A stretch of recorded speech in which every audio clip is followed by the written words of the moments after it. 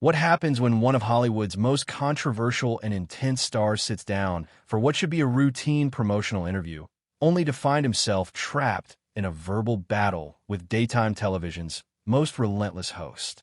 The polarizing Mel Gibson, known for his explosive performances and uncompromising directorial vision, walked onto the set expecting to discuss his latest project, but instead found himself facing off against Behar's aggressive questioning that pushed the Academy Award winner to his absolute breaking point.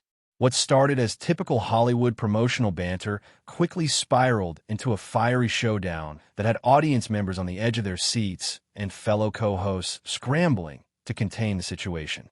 The tension became so unbearable that Gibson did something unprecedented, something that left millions of viewers in complete shock. Make sure to hit that subscribe button and drop a comment below, because this explosive confrontation will leave you questioning how far is too far in daytime television. You're about to witness one of the most explosive and controversial moments in daytime television history. Mel Gibson, Hollywood's most polarizing figure whose career has been defined by both brilliant artistry and devastating controversies, was about to face something that would test every ounce of his carefully reconstructed public persona. The Academy Award-winning actor and director who has spent years trying to rebuild his reputation and earn back public trust was about to encounter a host who seemed determined to destroy everything he had worked so hard to repair. For nearly a decade, Mel Gibson has been walking the tightrope of Hollywood redemption. He's approached interviews with calculated caution, chosen his words carefully, and tried to prove through his work that people can change, that second chances are possible in an industry that rarely forgives. But on this particular morning at the View studio, Gibson would face a different kind of challenge entirely. This wasn't going to be about his latest directorial project, his return to filmmaking, or even his artistic vision. This was going to be a calculated assault on his very right to exist in polite society. What you're about to see isn't just another celebrity interview gone wrong. This is a masterclass in how quickly years of careful image rehabilitation can be destroyed when someone decides that redemption stories don't make for compelling television. The man who gave us Braveheart and The Passion of the Christ, who has been fighting his way back from the depths of professional exile, was about to show the world exactly why his reputation for intensity was both his greatest strength and his most dangerous weakness. The View studio was about to become ground zero for a confrontation that would leave everyone questioning whether true redemption is possible in the age of perpetual accountability. Trust me, after witnessing this devastating showdown, you'll never look at celebrity comebacks the same way again. The tense morning atmosphere at ABC's Manhattan studios was palpable as Mel Gibson arrived with visible caution and guarded professionalism. The controversial actor-director moved through the backstage corridors with the careful steps of someone who knew he was walking through a minefield, his intense eyes scanning every face and interaction for potential threats to his carefully managed comeback. "Morning," he said quietly to the crew members he encountered, his voice carrying that distinctive gravitas, but with an underlying wariness that suggested years of hard-learned lessons about media appearances. There was something almost tragic about watching him navigate the modern television environment, like a battle-scarred warrior trying to find peace in hostile territory. His publicist walked closely beside him, her clipboard clutched tightly as she ran through what felt more like a survival strategy than standard talking points. "Mel, remember, stay focused on the film, emphasize the artistic vision, and whatever happens, don't let them bait you into anything personal. You've worked too hard to rebuild for this to go sideways." Gibson nodded grimly, his weathered face reflecting the weight of someone who had learned the consequences of unguarded moments the hard way. "I know the drill," he replied, his voice carrying both determination and resignation. "Keep it professional, talk about the work, and get out clean." The makeup artist worked with nervous efficiency, clearly aware she was preparing someone whose every public appearance carried the potential for either redemption or destruction. "Mr. Gibson, the film looks incredible. I'm excited to hear you talk about it," she said carefully. "Appreciate that," he replied with a guarded smile that never quite reached his eyes. The studio erupted in mixed applause as Gibson made his entrance. Some enthusiastic, some polite, some notably absent. His presence immediately filled the space with attention that was impossible to ignore as he settled into the guest chair with the careful posture of someone expecting an ambush. Everything felt like a carefully choreographed dance around potential landmines, with Gibson and his team hoping against hope that this would be the interview that finally moved him closer to full redemption.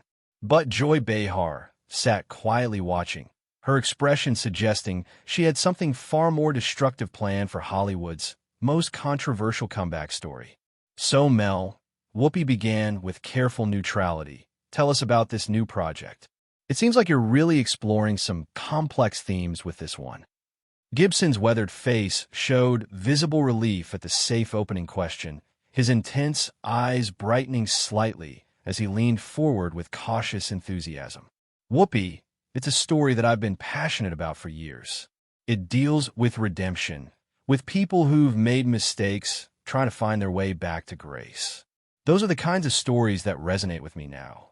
The audience listened with measured attention, clearly aware they were witnessing someone walking a tightrope between artistic passion and public rehabilitation. His hands gestured carefully as he spoke, every movement calculated to project sincerity without appearing rehearsed. The cast was incredible to work with, he continued, his voice gaining strength as he found safer ground. They understood that we were telling a story about second chances, about the possibility of transformation. That's what cinema should do, show us that people can change. Throughout this cautious exchange, Joy Behar had remained conspicuously silent, while the other hosts maintained professional neutrality, nodding appropriately at Gibson's carefully crafted responses. Joy sat back with her arms folded, studying him with an intensity that seemed to be calculating the perfect moment to strike. Finally, after several minutes of relatively safe discussion, Joy shifted forward in her chair. The movement was subtle, but it immediately changed the atmosphere in the room. Gibson's eyes darted to her, his survival instincts clearly activated, and the other hosts grew noticeably more tense. Mel, Joy said, her voice carrying a coolness that cut through the cautious warmth like a blade. I have to ask you about something that's been on my mind. This whole comeback narrative, this redemption story you've been crafting. How do we know it's genuine? How do we know this isn't just another carefully managed PR campaign designed to rehabilitate your image? The studio temperature seemed to drop several degrees, and Gibson's carefully constructed composure showed its first visible crack as he realized the ambush had officially begun. Gibson's carefully maintained composure wavered as he processed Joy's calculated attack on his redemption narrative. His jaw tightened almost imperceptibly, and when he spoke, his voice carried that controlled intensity that anyone familiar with his work would recognize as a warning sign. Joy, I think you're questioning the sincerity of someone's attempt to make amends and grow as a person. He replied carefully, his words measured but with a dangerous edge creeping in.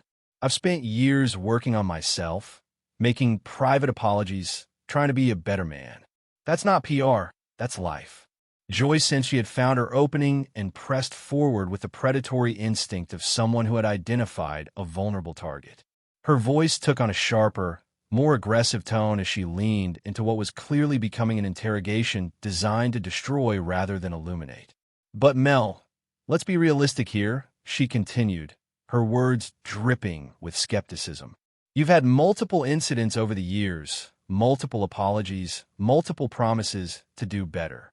At what point do we stop believing in these carefully crafted redemption narratives and start recognizing patterns of problematic behavior? The other hosts exchanged deeply uncomfortable glances, clearly recognizing that Joy was venturing into territory that went far beyond professional discussion of his work. Sarah attempted a nervous intervention, but Joy's laser focus remained locked on Gibson. Gibson's legendary volatility began surfacing beneath his professional veneer, his hands gripping the arms of his chair slightly tighter. You're taking isolated incidents from years ago and using them to judge everything I've done since, he said, his voice carrying a warning that suggested his famous temper was beginning to stir. The studio audience could feel the tension building as the cautious promotional atmosphere rapidly dissolved into something much more personal and dangerous. Joy's predatory smile suggested she was just getting started with her systematic destruction of his comeback narrative. Joy's eyes gleamed with something that looked disturbingly like satisfaction as she prepared to launch her most devastating attack yet.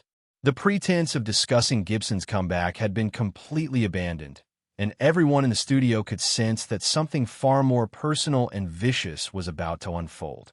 "Mel, let's talk about what really concerns me," Joy said, her voice taking on a tone that made several audience members shift uncomfortably in their seats. "Your history with substance abuse, your legal troubles, your documented struggles with anger management. Don't you think someone with that kind of instability has no business influencing audiences, especially young people? How can we trust anything you say when your track record shows such a pattern of destructive behavior?" The question hit the studio like a physical blow. The other hosts' faces showed immediate shock, and even the camera operators seemed to freeze. This was the kind of personal attack that crossed every professional boundary, weaponizing Gibson's most painful struggles against him in the most public way possible. Gibson's entire demeanor changed in an instant. The carefully maintained composure vanished, replaced by something much more intense and dangerous. His voice, when he spoke, carried a tremor of genuine fury that suggested Joy had just crossed a line that couldn't be uncrossed. "Joy, you're taking the darkest moments of my life and using them as weapons against me," he said, his voice steady but filled with barely contained rage. "Those struggles were real, they were painful, and they nearly destroyed me. But I fought my way back from that, and I don't need to justify my recovery to you." But Joy had clearly decided that empathy and basic human decency were obstacles to compelling television. She leaned forward even more aggressively, her voice rising with what seemed like manufactured righteous indignation. "When you're a public figure asking for forgiveness, when you want people to support your work again, don't you think they deserve to know whether you're genuinely stable? Isn't transparency about your mental health and reliability part of earning back that trust?" The studio audience sat in stunned silence, witnessing what felt less like journalism and more like a public psychological evaluation designed to humiliate. What happened next would become one of the most explosive confrontations in daytime television history. Joy's attack on Gibson's mental health and recovery journey had pushed Hollywood's most volatile star past every boundary of professional courtesy, and the legendary intensity that had made him famous was about to transform into something far more fierce and uncontrolled. "Joy, what you're doing right now isn't journalism. It's sadism," Gibson fired back, his voice rising with an intensity that shocked everyone in the studio. "You're taking someone's struggle with addiction and mental health and turning it into entertainment. That's not holding me accountable. That's kicking someone when they're trying to get back up." Joy's face flushed with anger as she shot up from her chair, clearly relishing the explosive confrontation she had successfully orchestrated. "Sadism? Mel, I'm asking the questions that responsible journalists should be asking. When someone with your history wants back in the public eye, people deserve to know if you're reliable." Gibson rose to meet her challenge, his presence filling the studio with an explosive energy that was both magnetic and terrifying. "Reliable? You want to talk about reliability? I've been sober for years. I've done the work. I've made amends where I could. But you're not interested in growth. You're interested in destruction." The other hosts were completely paralyzed, afraid to intervene in what had become an all-out war between a television host and Hollywood's most controversial figure. The studio audience watched in horrified fascination as the confrontation escalated beyond anything they had ever witnessed. "Maybe Hollywood would be better without you," Joy shot back, her voice cracking with what seemed like genuine conviction. "Maybe some people don't deserve second chances when they've shown such a pattern of harmful behavior." The cameras continued rolling, capturing every moment of what would become the most uncomfortable and personally devastating exchange in television history. The silence that followed Joy's devastating comment about Hollywood being better without Gibson felt like it stretched on forever. The controversial actor stood there, his chest rising and falling with barely controlled rage, years of careful image rehabilitation crumbling in real time. When he finally spoke, his voice carried that explosive intensity that had made him both famous and infamous. "Joy, you just revealed exactly what this is about," he said, his words cutting through the studio like shattered glass. "This isn't about accountability or public safety. This is about destroying someone who's trying to rebuild their life because it makes you feel powerful. You're a vulture feeding on human suffering." Joy realized she had pushed too far, but instead of backing down, she made one final, desperate attack.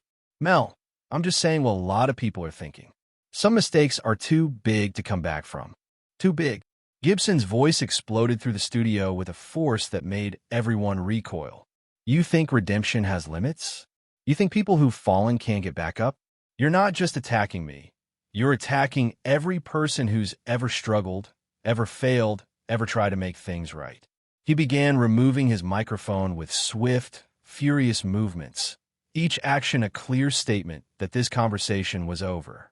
Joy watched in growing panic as she realized her attack had completely destroyed any possibility of civil discourse. "You can't just walk away when someone holds you accountable," she called out desperately, her voice rising to almost a shriek. Gibson turned to face her one final time, and the look in his eyes was one of complete disgust mixed with something that might have been heartbreak. "I'm not walking away from accountability. I'm walking away from cruelty disguised as justice."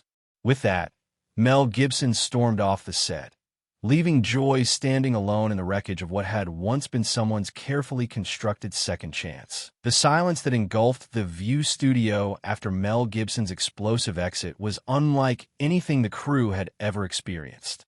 It was the kind of profound, uncomfortable quiet that follows the destruction of something fragile and hard-won, when everyone present realizes they've just witnessed the systematic demolition of a redemption story. The only sounds were the mechanical hum of cameras still rolling and the shocked whispers of audience members who couldn't believe what had just been done to someone's second chance. Joy stood frozen in place, her face cycling through expressions of defiance, confusion, and something that might have been the dawning realization of what she had just destroyed. When she finally spoke, her voice lacked its earlier aggression, replaced by something that sounded almost defensive. "Well," she said, attempting to regain control of the narrative, "I think that reaction shows exactly why some people aren't ready for the responsibility that comes with a public platform." But the other hosts' faces told a completely different story. Whoopi looked genuinely disturbed, her expression suggesting she couldn't believe what had just happened to someone who was genuinely trying to rebuild. Sarah appeared close to tears, and even Sunny seemed shaken by the unprecedented destruction they had just witnessed. The studio audience sat in stunned disbelief, many shaking their heads in obvious disgust at what had transpired.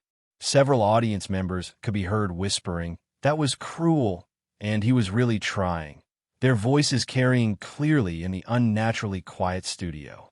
The production crew stood frozen, knowing they had just captured something that would be remembered as one of the most unnecessarily destructive moments in television history. This wasn't just a bad interview. This was the moment when the possibility of genuine redemption was sacrificed for manufactured controversy. What you just witnessed wasn't accountability. It was the systematic destruction of someone's attempt at rebuilding their life. And Mel Gibson's walk from that studio wasn't just an exit. It was a statement about human dignity that will be remembered long after the cameras stopped rolling.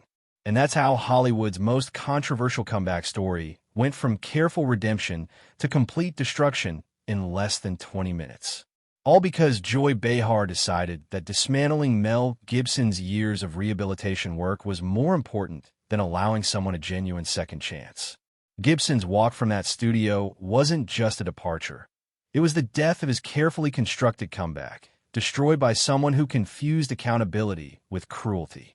The question is, do you think Joy was justified in questioning Gibson's redemption, or did she cross the line into destroying someone's genuine attempt at change? Drop your thoughts in the comments below, and make sure you subscribe for more shocking moments that expose the dark reality of modern media. Until next time, remember, everyone deserves the possibility of redemption, even Hollywood's most controversial figures.